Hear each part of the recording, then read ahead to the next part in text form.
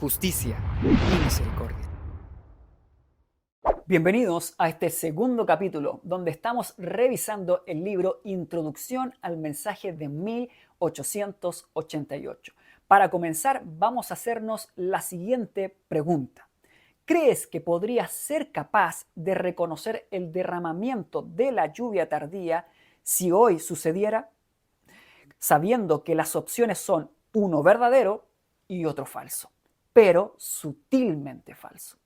En relación a esto, Elena White escribió antes de 1888, en el capítulo 28 del Conflicto de los Siglos, lo siguiente. Antes de que los juicios de Dios caigan finalmente sobre la tierra, habrá entre el pueblo del Señor un avivamiento a la piedad primitiva, cual no se ha visto nunca desde tiempos apostólicos. Gloria a Dios por esto. El enemigo de las almas desea impedir esta obra, y antes que llegue el tiempo para que se produzca tal movimiento, tratará de evitarlo introduciendo una falsa imitación.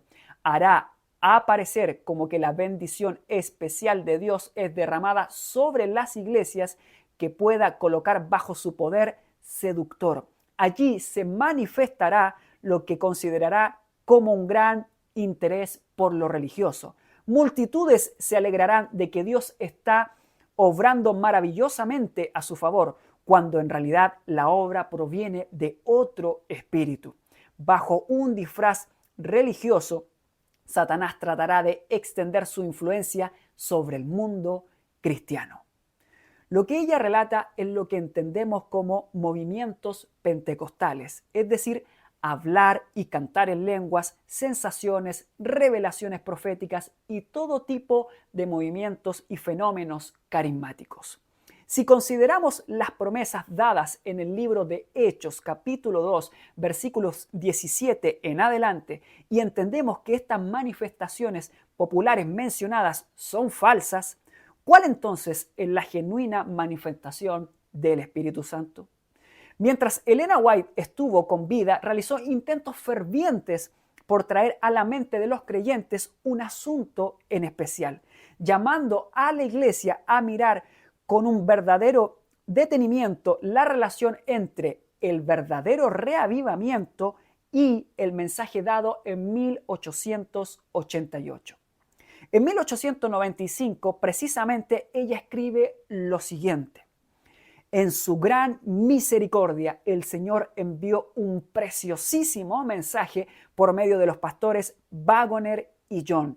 Este tenía que presentar de forma más destacada al sublime Salvador. Presenta la justicia de Cristo. Ojo con esto, el mensaje presenta la justicia de Cristo que se manifiesta en la obediencia a todos los mandamientos de Dios. Es el mensaje del tercer ángel que será acompañado por el derramamiento del Espíritu Santo. 2 años antes de esta solemne declaración, en la Conferencia General de 1893, Alonzo Young ya decía lo siguiente: hermanos, demos gracias al Señor porque se relaciona todavía con nosotros para salvarnos de nuestros errores y pecados, para guardarnos de los caminos equivocados y para derramar entre nosotros la lluvia tardía a fin de que podamos ser trasladados. Esto es lo que significa el mensaje de la justicia para nosotros. Significa traslación. Tremendo.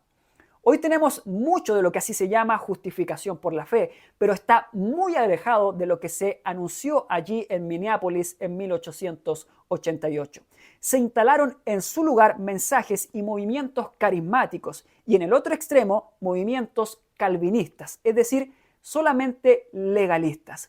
Ya muy adelante, en 1926, este mensaje había quedado totalmente enterrado y puesto en el olvido. Otro acontecimiento importante estaba sucediendo en esa época, hablamos de 1888. Un suceso que los adventistas siempre habían entendido que se realizaría junto al derramamiento de la lluvia tardía. Atención con esto, y esa es la promulgación de la ley dominical nacional.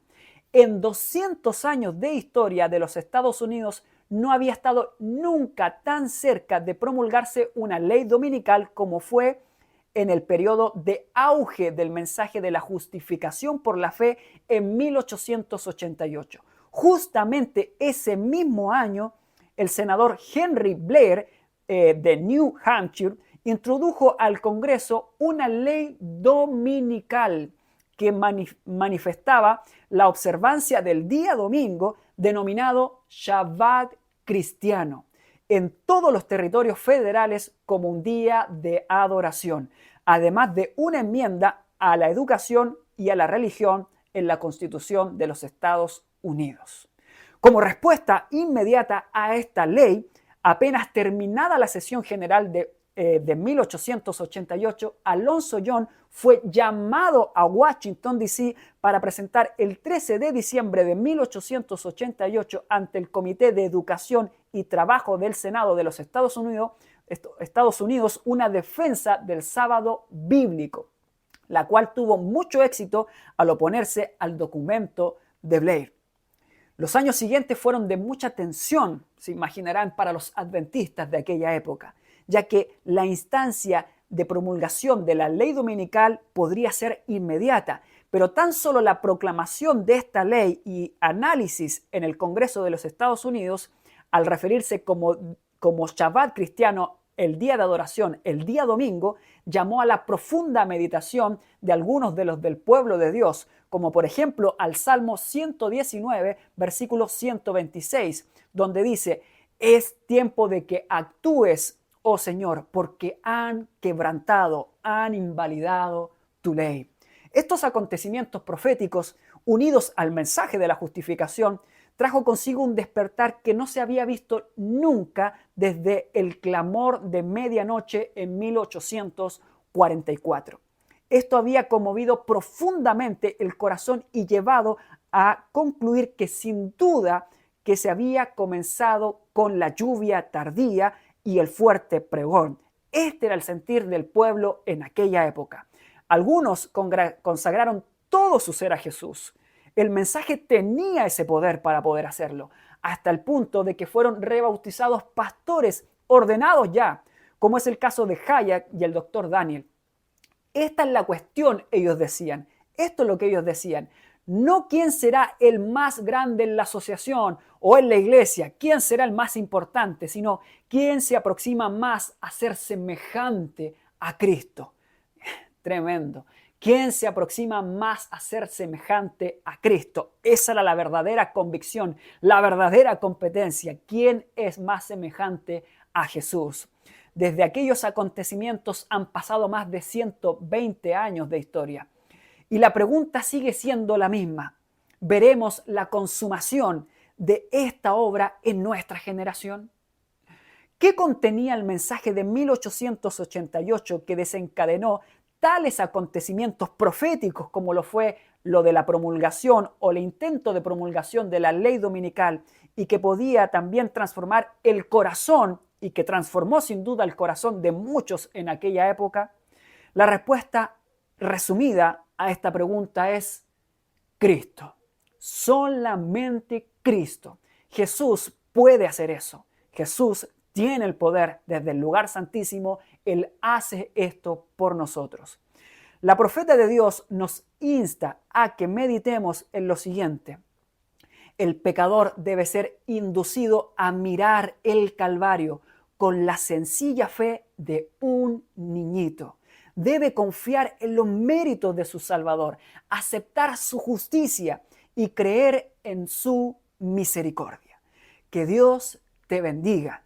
Y nos vemos en el próximo capítulo para continuar revisando este maravilloso libro que se llama Introducción al mensaje de 1888.